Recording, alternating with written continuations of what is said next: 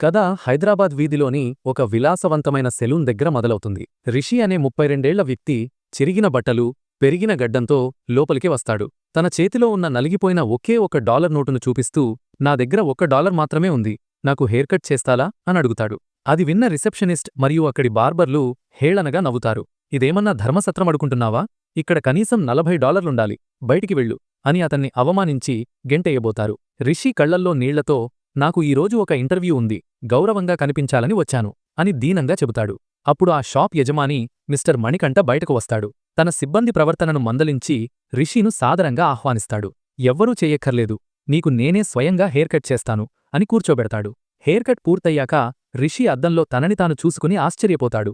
Cutting అయ్యాక రిషి తన దగ్గరున్న ఆ $1 ఇవ్వబోతాడు. కాని మణికంఠ ఆ డబ్బు తీసుకోకుండా లోపలికి వెళ్లి తన పాత సూట్ ఒకటి తెచ్చి రిషికి ఇస్తాడు.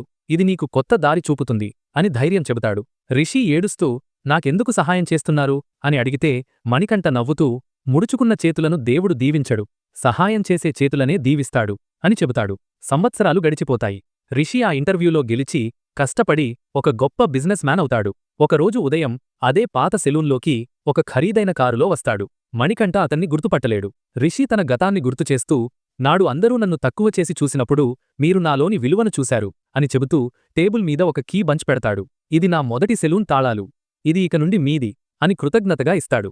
ఇద్దరూ భావోద్వేగంతో ఒకరినొకరు హత్తుకుంటారు. దేవుడు ఎప్పుడూ అద్భుతాలతోనే ప్రపంచాన్ని మార్చడు. ఒక్కోసారి మణికంఠలాంటి మంచి మనసున్న మనుషుల ద్వారా మారుస్తాడు. మంచితనం ఎప్పుడూ వృధాపోదు. అది ఏదో ఒక రూపంలో మన దగ్గరకు తిరిగి వస్తుంది.